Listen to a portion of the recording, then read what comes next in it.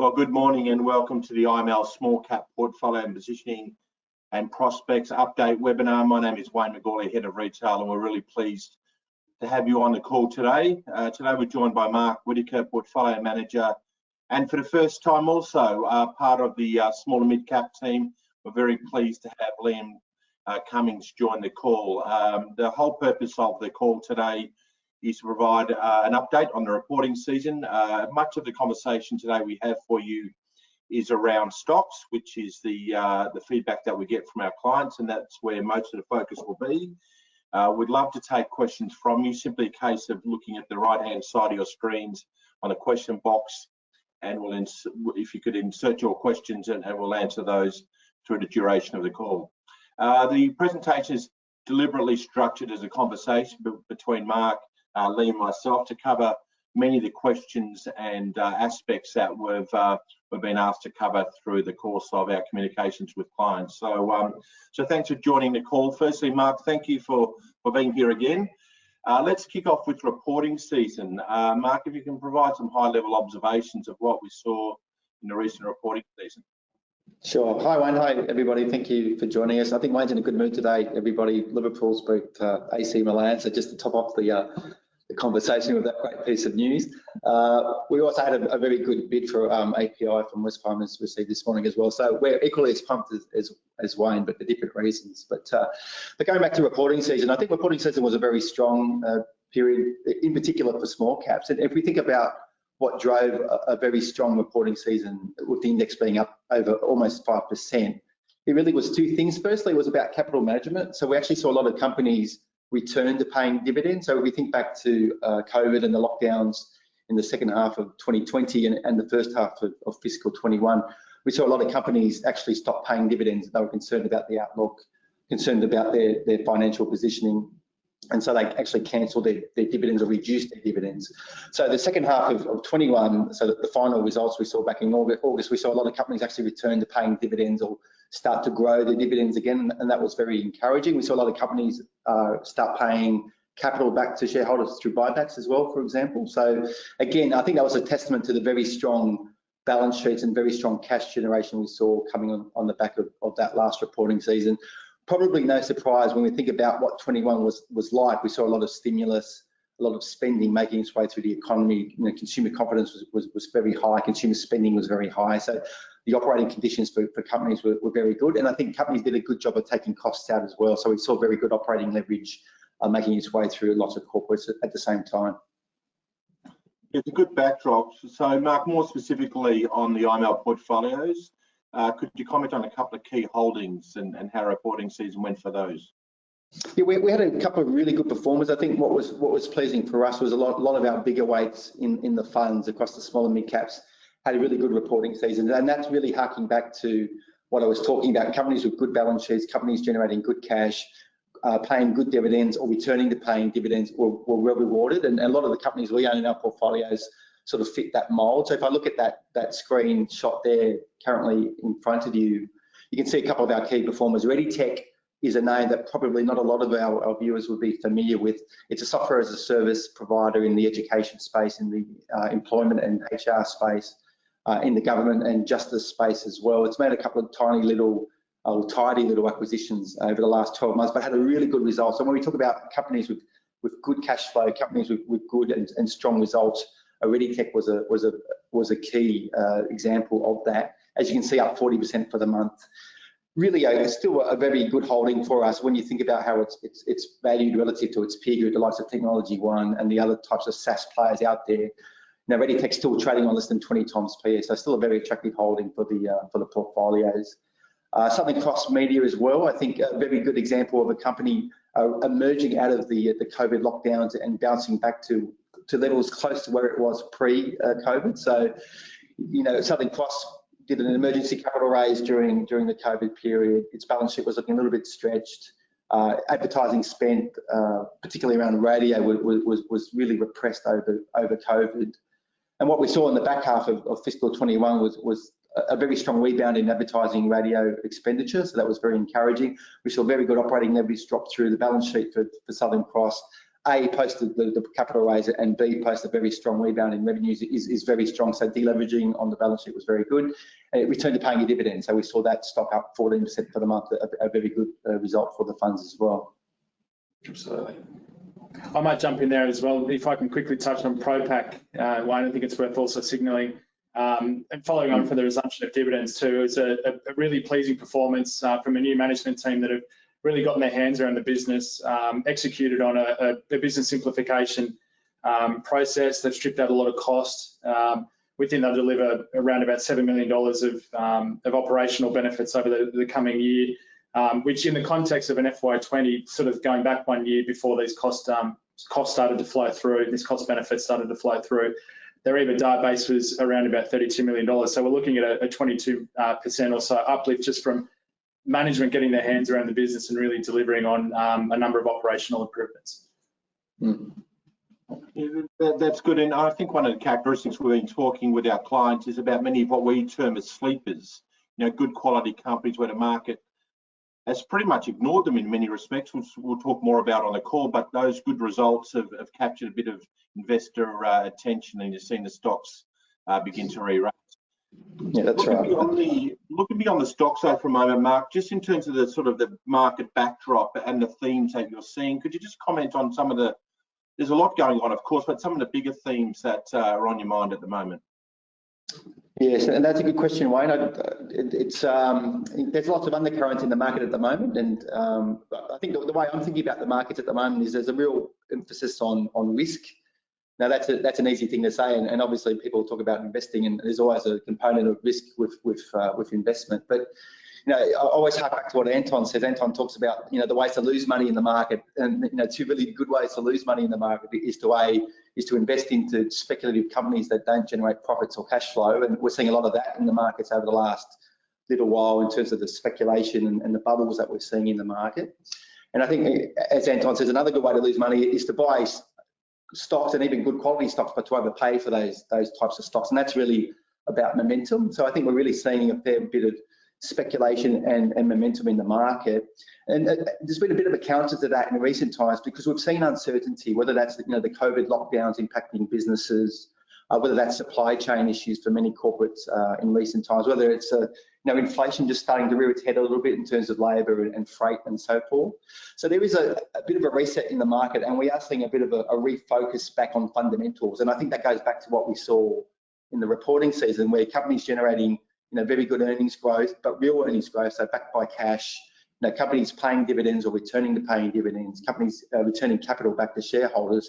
That was a real feature of the reporting season, and I think that's a real feature of the market going forward as investors start to think about, why do we own equities? We own equities for growth, which is great. We all want to own companies that are growing their earnings, but we also want to own companies that are generating cash flow and returning that cash flow to shareholders, as well as reinvesting back into their businesses. And I think that's the real strong theme that we're starting to see emerge in markets at the moment. So, while the froth and the bubble is still sort of bubbling away in the background, and there's still a bit of a chase for momentum in parts of the market, whether that's lithium or medtech and so forth, I really think there's a real focus back on fundamentals, investment fundamentals, and we're starting to see that. I think in terms of the M&A that we're seeing play through the market as well, for example, that's a real discussion point around corporate buyers, industry players looking at what's good quality and cheap on the market, and that's starting to come through at the moment.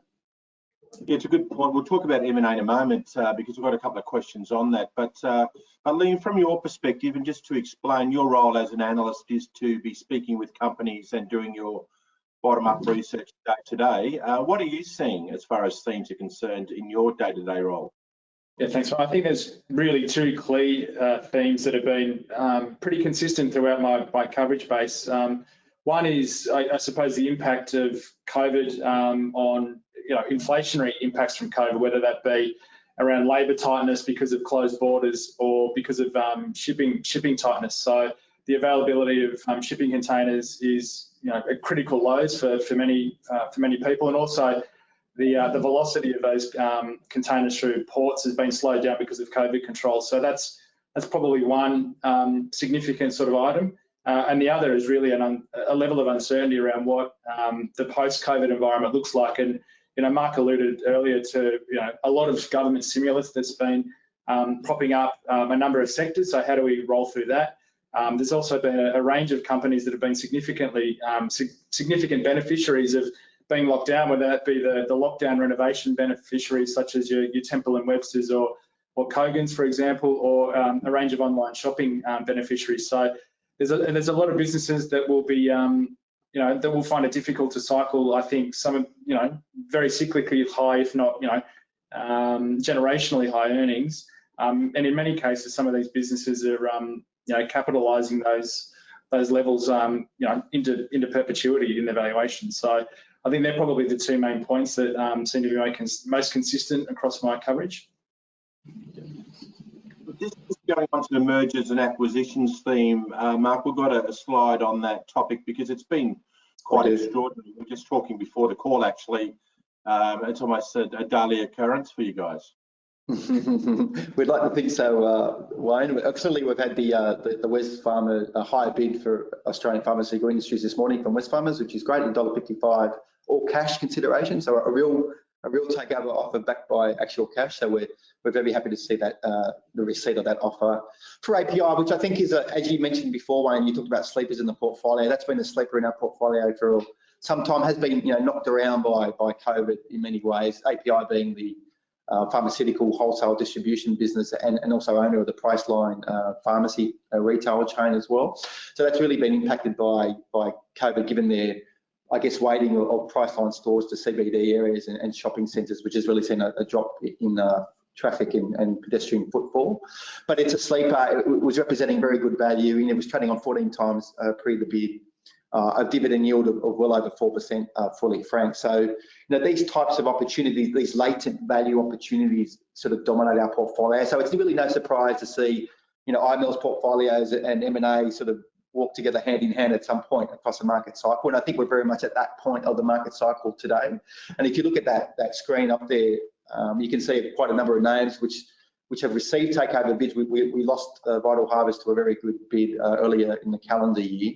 We've had the likes of Spark Infrastructure receive a bid, a current bid as well. Obviously, API is going out, but we've had a whole heap of names receive very good interest. And I guess the point to note is that there is value in the market, and if publicly listed share investors aren't going to acknowledge that value or recognise that value, it will be recognised or acknowledged by other players, whether that's private equity or whether that's corporate buyers. And so with the likes of Wesfarmers, for example, of API, that's a very good example of a corporate buyer recognising value, the strategic opportunity around what some of these companies represent. And so, API, I think, a very good example of that. We expect to see more of that M&A theme playing through our portfolios, because our portfolios are dominated by good quality industrials with competitive advantages, and they're all trading at what we think are very reasonable prices in a market that some people might argue is expensive. I mean, Mark, for those guys on the call would have heard Simon over IML's 20-odd years talk about this. We've had the same slide at different points in the cycle, just different names. It's a bit of a part of the market cycle, as you say. If the listed market's consumed and focused on the growth or the momentum in smaller mid caps, themes go to extremes. This all gets left behind, and we're happy buyers and holders of those stocks. We might live on the yield for a while and wait for that value to be realised. That's right. I think another point to draw on that slide too, Wayne, is it's not only companies in our portfolio which are receiving takeover offers that we're benefiting from, but also there's a number of names in our portfolio where they've actually been participating in the M&A, I guess, frenzy that we're seeing at the moment, but on the acquiring side. And in the likes of Vega Cheese, for example, their recent acquisition of Lion Dairy and Drinks. And if you look at the likes of SG Fleet with their recent acquisition of LeasePlan, which is one of the larger fleet management players in Australia. Now, those two companies have really undertaken what we think are very good examples of high quality acquisitions, which have really improved the quality of their own franchises as well. So we're looking to benefit on both sides of the M&A equation at the moment. Mark and Liam, last week we had our call with the large cap team. So we had Hugh, Michael and Daniel join the call, and like that call, this call, we're getting a lot of questions around, valuations. I know you have touched on it, Mark, but you've got markets at near record highs. The inevitable question is for people with money in the market or looking at deploying money in the market. We're all aware cash levels are at record levels. Yeah, can you just talk to that point? Is there still value around, and where do you see it? Yeah, I would say absolutely there's value to be found, Wayne, but we have to go looking for it. So I mentioned, Anton's points about the froth and bubble and speculation and momentum. And really, when we think about the market and where the market is today, you look at the headline PEs for the small cap index and for the broader market as well, and what you see are very expensive headline multiples. But I think that really hides what's been happening beneath the surface, where markets have really been very bipolar. So funnily enough, it's the speculation and the froth and the momentum stocks which have really been advantaged by low discount rates. So, experts and pundits will argue that low discount rates have given an uplift to valuations across the market, but really it's been focused on the speculative end of the market, or the higher quality end of the market where people are overpaying. So the likes of ARB Corp, for example, I think is a very good quality company, but when you're paying 40 times for that business on today's earnings, that's quality at a very expensive price. It's not the quality at a reasonable price that we're looking to hold. And so our portfolios aren't dominated by the likes of, technology one at 50 times, or now the Sonic's at 200 times PE. We're looking to own very good, high quality industrials trading at very reasonable prices. And I think that the parts of the market that we look to play in, the parts of the market that we like to go fishing and like to go hunting through, still represent very good opportunities. And it's not just opportunities in the market that we don't own. I think if you step through our portfolios, and I think we have a slide up there for our viewers to see, which just highlights some of the holdings in our portfolios, you can see that the opportunities with regards to quality, with regards to value within the portfolios currently are still very good. So I talked about latent value opportunities in the portfolio. We talked about API. We think there's a whole grouping of very good quality companies trading at very reasonable prices in our portfolios currently today, but also increasingly we're finding more opportunities across the market as well. And so maybe, Wayne, we can step through some of those stock stories on the slide there. I think Liam's talked about Pact Group and the very good result it had, but you can see some of those PEs are just very appealing. SG Fleet I mentioned. SG Fleet is now the largest fleet management company in the country. So you think about government buyers or customers, you think about corporate customers, the fact that SG Fleet is managing their corporate fleets or their government fleets of vehicles, and yet this is a market leader with good and innovative technology behind it, trading on only 12 to 13 times PE and a dividend yield well over 5% fully franked. So there's plenty of opportunities like that out there in the market, which I think present great value. I mean, Sky City's on the table there, and some of our viewers might look at that FY22 PE and think that looks a little bit high. But remember that Sky City is cycling through COVID lockdowns as well. So if we go out to FY23, for example, we see a far more compelling PE and a far more compelling dividend yield for that particular stock as well. Yeah, and Mark, it's interesting, you've spoken about this in the past. It's not unusual. It seems consistent, in fact, that whenever we sort of see markets run hard, small and mid caps, it's typically driven by a narrow group of stocks or sectors, and then leaves all this value behind. And it's not an inconsistent message we have today with what we're seeing in previous cycles. Liam, right. the obvious thing that stands out to our investors, we get asked all the time, because one of the unique features of the way in which IML approaches small and mid caps is the importance of dividends. And you kind of scratch your head with a cash rate at virtually zero, those yields that are still available. Absolutely, it forms a core part of how we look at stocks and look for investment opportunities. And you can see there on the screen, Mark's alluded to it. There's value out there, and there's also some great income that's available. It's just a matter of rolling the sleeves up, getting out there and doing the work and finding those opportunities. Yeah, I think a point too, Wayne, is that perhaps yield hasn't been the focus of many investors at the moment. When you're chasing momentum and maybe the froth and bubble a little bit, it's all about the capital growth and the income, which is a very important component of investors' total returns, tends to get forgotten a little bit as well. Oh, I mean, absolutely. I mean, those numbers are a reflection of the market's risk appetite, which is pretty elevated at the moment. That's demonstrated in the high P stocks, the growth momentum stocks, your cryptos. There's plenty of evidence of it. And that's right. The bottom line is, wealth created in a sustainable way is about buying quality assets over time at a good price. So absolutely. We have a few stock examples on that, which we'd like to dig a bit deeper with. The first one's for you, Mark. Would you like to talk about high pages? Yeah, so ladies and gentlemen, we do like technology stocks here at IML. Sometimes there's a perception, I think, that that we don't like technology. Well, I spoke about ReadyTech as one of our better performers over the course of, or actually our best performer over the course of August, and that's one of a number of technology stocks that we own across the portfolios. hipages is another very good example of a technology name that we like and that we own across the portfolios. We're actually part of the original IPO investors into hipages. If we think about what hipages is, it is basically a digital marketplace for tradie services. So you can have the hipages app on your phone. You're looking for a tradie, a plumber, an electrician. You can go to that app and basically lob a job onto the app, and tradies will tender for that job. And so what we like about hipages is that it is a pure software or digital marketplace. When we think about the likes of car sales, we think about the likes of realestate.com, we think about the likes of Seek.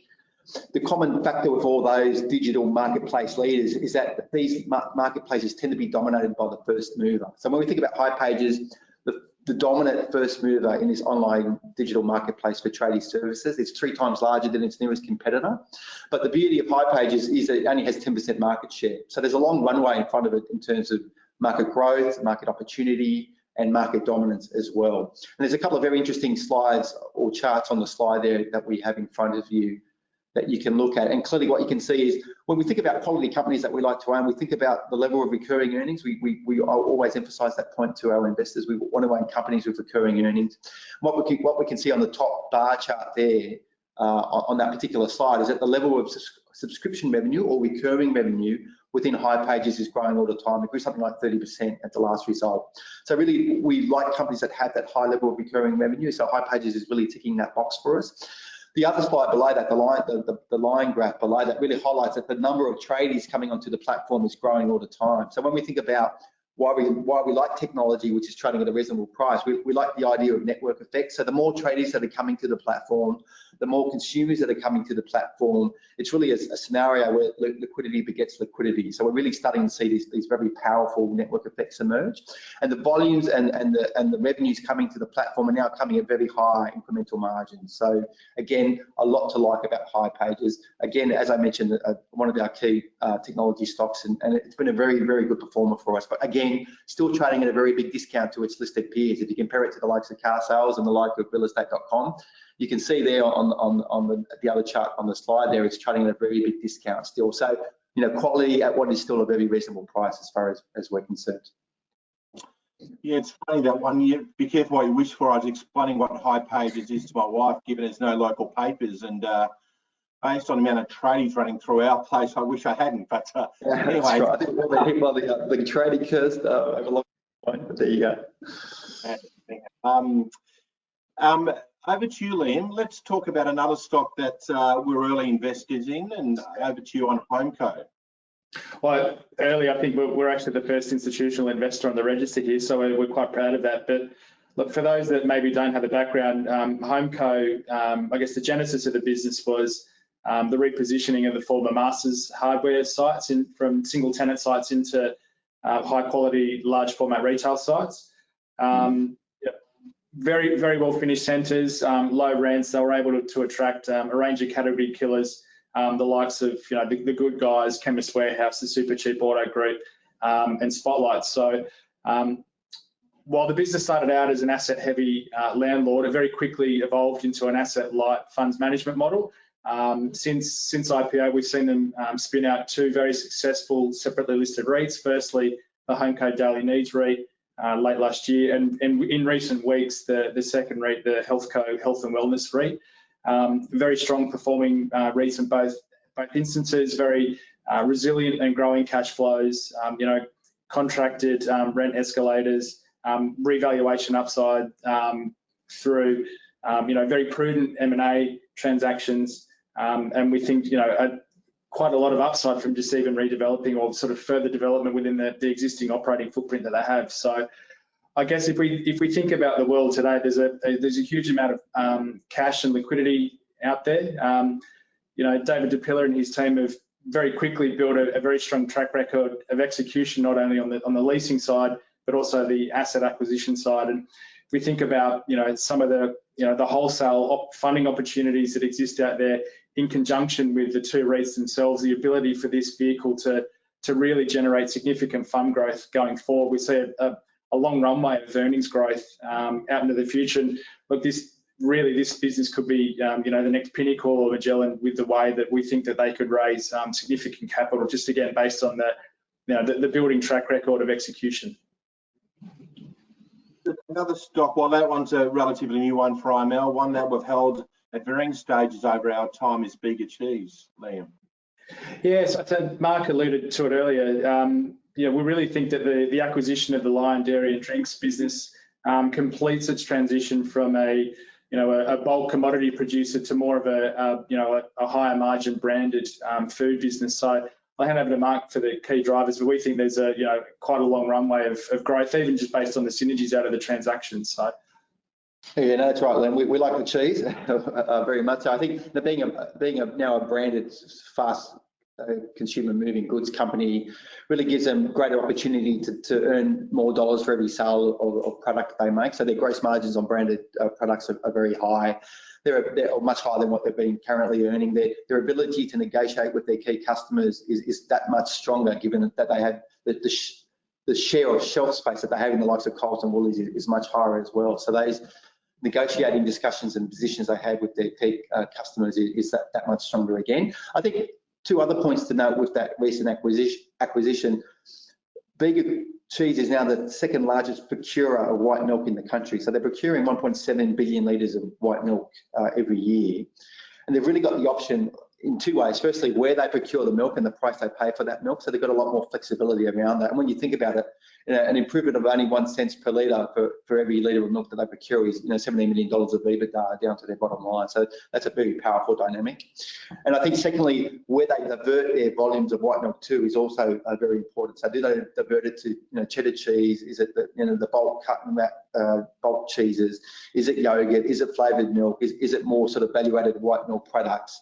Those sorts of discussions like Vega can now undertake and execute upon. So we do expect to see very good margin and earnings growth over the next 3 to 4 years. And as Liam mentioned, there is very good synergies that come out of the acquisition as well. So when we think about companies that can grow their earnings over time, good quality companies with good earnings growth and the ability to grow the dividends and cash flow over time, we think Vega is a very strong candidate in that particular regard as well.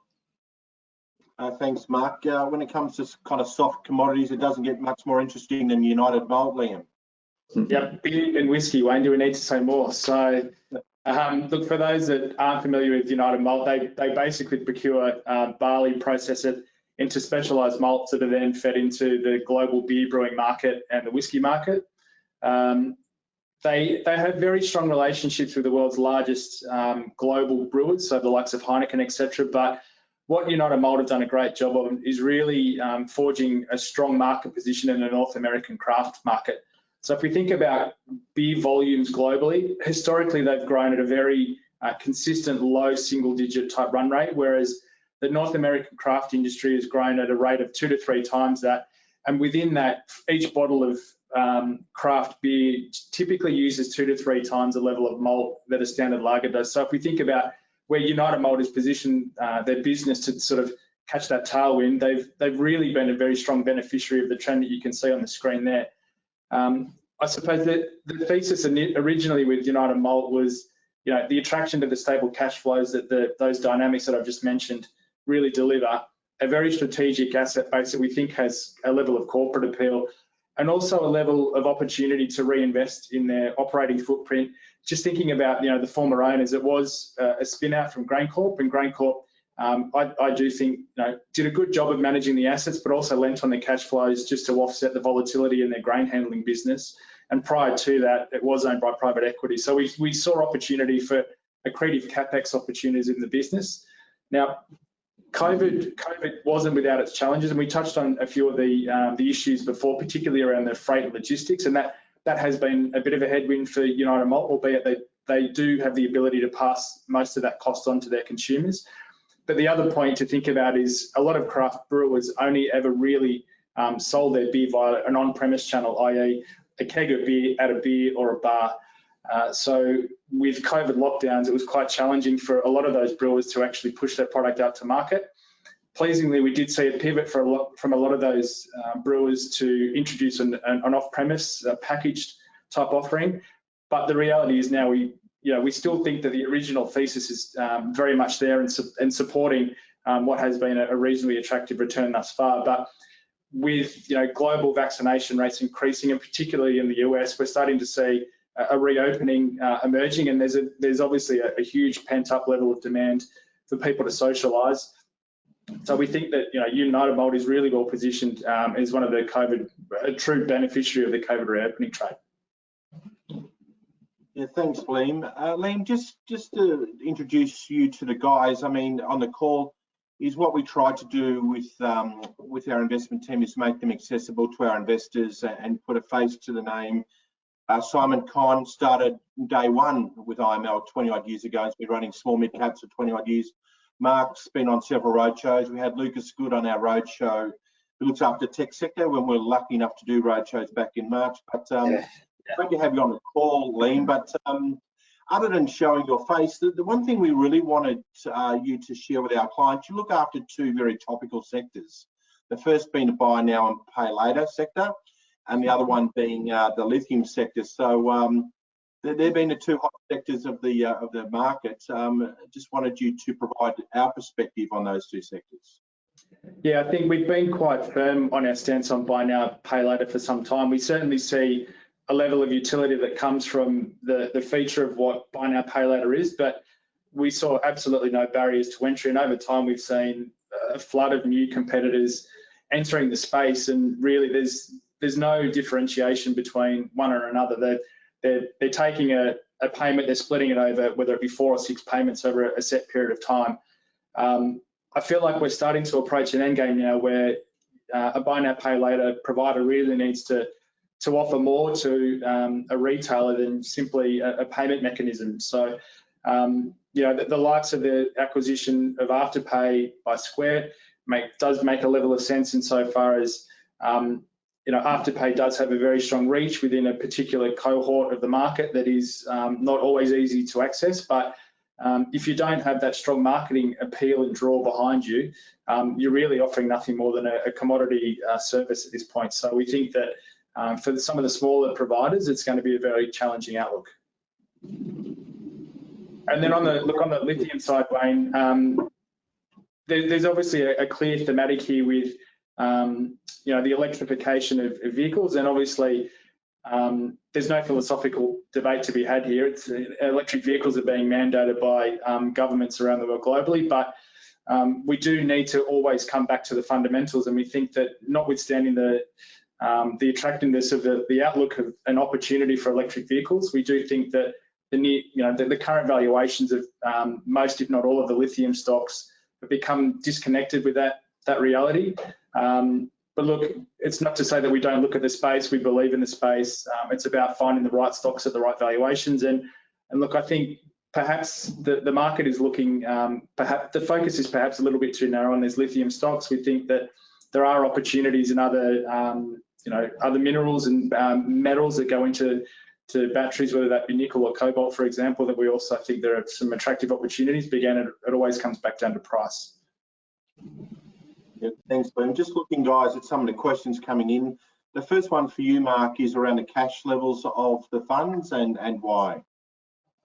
Well, our cash levels have actually come down quite a bit. So if you went back probably 18 months ago, we were looking at cash levels closer to 10%. We're closer to 2 to 3% today, and I think that's really a reflection of the opportunities that we see out there. So we've talked about the bipolar market and the froth and bubble running away, and there's a real deep layer of good quality industrials trading at very reasonable prices. We've got a lot of that in our portfolios, as I said, but I think there's a very deep pool of opportunities out there. And so, the universe is very rich from our point of view. So we're excited by that, and that's reflected in our cash levels. And the guys, Luke and Liam, Lucas, myself, and Simon, we're looking at new ideas all the time. There's lots of ideas coming at us. So I think half the challenge is working out what to keep in the portfolio and what to rotate out and what new ideas to bring in. So it's actually been really, really invigorating the last 3 to 6 months with just the opportunities that are out there, actually. Liam, related to the lithium story is a question around ESG. How do you incorporate ESG in terms of your analysis? Well, so I suppose it's always been a big part of the Investors Mutual investment process. From a qualitative standpoint, we have a range of factors that we always look at almost as a gate before we make an investment and even get to the quantitative part. I think we have an annual offsite to discuss process improvements around our investment strategies and analysis, and we really felt that we wanted to increase the importance of ESG in our overall thinking. So ESG was always a component of the qualitative filters, but now it's its own standalone piece. So if we think about it in terms of a contribution, it's gone from maybe 10% of our thinking to 25% of our thinking, with some very hard line filters around sort of red and orange flags. And if we don't necessarily screen out stocks that might have some level of ESG risk, but we do then place some very onerous quantitative filters over the top of that, whether that be using significantly higher discount rates than what are available to the company, or ascribing no terminal value to a particular business. So it's always been a part of our thinking, but it's really been elevated over the last 12 to 18 months in how we approach. The other common theme coming through the questions, Mark, relates to tech. I mean, you touched on it, of course, but if you could expand on IML's exposure and approach to tech. Yeah, so we actually like technology, Warren, as I confessed to earlier. And there's lots of things I like about tech. We like companies with recurring earnings, competitive advantage, that can grow with good management, and you can find quite a few exposures like that in the technology sector. I guess the challenge is finding these types of exposures at the right price. So we do own the likes of Infomedia, Integrated Research. We talked about ReadyTech and hipages. So there is a good sort of complement of tech stocks in the portfolios. So, but finding good ideas at the right price has been the challenge. And there's always more than one way to skin a cat. So we can own the rec technology, the names, the software as a service players and so forth. But we can also own companies which are enabling their businesses and improving the quality of their franchises by using technology. I mentioned SG Fleet, some of the innovative telematics and other types of technology that they have in their business. That's a very good example of a company which is using technology to improve its business, to improve its offering to customers and its ability to compete in the marketplace as well. So it's not just about owning the WiseTechs of the world and the Altiums and paying any price to justify owning tech. It's really about finding the right technology exposures at the right price and finding good opportunities elsewhere where companies are using technology to improve the quality of their operations. And I think the likes of A2B, the likes of SG Fleet, for example, are very good examples within our portfolios as well. Yeah, Mark, I've got a question in terms of portfolio management. Those stocks you referred to before that have rallied hard, what's your approach here? Generally, you're trimming, you're buying more. How do you, as a general rule, how do you approach it from a portfolio management point of view? Yes, well, look, obviously we look to trim positions as they move towards our fair value, and sometimes there's credence in letting stocks run. I think one of the lessons we've learned in recent times is when your winners are running, you perhaps let them run a little bit longer, but we tend to be very disciplined in our valuation. So where a valuation starts to detach from the reality that we're seeing, it makes sense to start trimming, if not to exit the position. And as I say, at the moment, we're seeing lots of opportunities out there. So the questions for us is not necessarily what we keep in the portfolio, but what we bring into the portfolio. So by definition, we need to start exiting some positions as well. Given cash is at 2 to 3%, there's lots of good ideas out there. What do we bring in? So what do we need to exit? But as I say, a lot of the stocks that we own still represent very good quality and very good value as well. So even the likes of a hipages, which had a very good recent run and has pushed past that $4 level, has been a very good performer for us. But certainly on a relative basis, the valuation for that particular stock is still very attractive. So we've started to trim it in a way because the weights are moving higher on the back of the very good share price performance. But the valuation is still quite attractive, so it still remains a portfolio holding for us. And there's very many examples like that throughout the portfolios as well. Liam, got a question around discretionary spending versus the staples. How's the portfolio positioned in regard to consumer spending? I think it's an interesting question, Wayne, because there have obviously been a lot of winners and losers through all of the impacts of COVID. I don't necessarily think that we're going to see a wholesale switch from staples, the defensive sort of end of the market. Now we're emerging out of COVID into the more discretionary names. And I did mention earlier a couple of discretionary names that have been major beneficiaries through the COVID period that are going to have a tough time, I think, cycling extraordinarily high earnings. But similarly, there have been some changes in the market that I think will result in permanent changes and benefits to some of the staple names. And Metcash is a great example. It's been a great performer for the portfolio. They've made some significant reinvestments through their network to improve the stores, and that came at a time where people were increasingly shopping local. And I think, with this hybrid working model where people may be working from home 1 or 2 days a week, at least for the foreseeable future, that I think that thematic is still very much in play. And with the improvements they've made in their hardware and their liquor channels, I think there's still a very attractive opportunity there. And, we've already discussed United Malt as well. I think that's a business, dare I say it, it probably falls into that staples category that I think does have a very bright sort of post-COVID outlook as things open up. So I think the short answer to a long answer to this point is that really there are opportunities on both sides of the camp. You just need to be prepared to do the work and find those opportunities.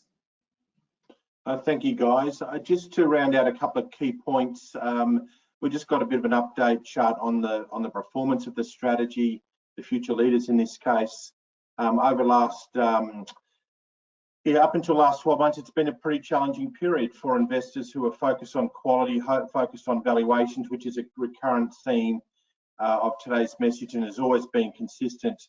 We are seeing a bit of re-rating of the value or quality stocks over the last period of time. The fund's done relatively well in a more recent period. The real question is where do we go from here? Will we see fundamentals, as we've discussed, continue to play out? I mean, the truth is time shows that sentiment themes going to extremes last for a certain period of time, and ultimately fundamentals will play out. Our view is that at some stage that will continue. We're in the early stages of it and believe the portfolio is well positioned accordingly. Just looking at the longer term performance of the strategy, in this case looking at the IML Small Companies Fund on the next slide. This is 20 odd years of performance. Just waiting for slides to catch up. This is the one. This is the IML Small Companies Fund, which kicked off in 1998. So a long history of all kinds of market cycles, several market cycles, a tech wreck, a GFC, a COVID, many other bumps along the road. A couple of important and distinguishing features: that risk return profile, that strategy of an X100 fund's got a lower level of volatility than that of the broader market, for example, and you don't get that portfolio outcome through speculating or chasing momentum. That is a function of good quality companies, a portfolio of them held for a long time, looking to create incremental and sustainable wealth for our investors going forward. There is a few questions we haven't been able to get to in the interest of time. We will certainly follow those up, but we hope the messages of today came through nice and clear for you. Our investment guys are available for Zoom team calls. We appreciate people are a little bit zoomed out, but we like to make our guys accessible as possible given the physical constraints. So if you'd like more information from your IML state manager, please reach out. If you'd like a call with any of our investment guys, again, please reach out. But thank you, gentlemen. Thank you, everyone that's been on the call, and take care and all the best. Thank you. Thank you, everybody. Thank you for joining us. Thanks very much. Take care.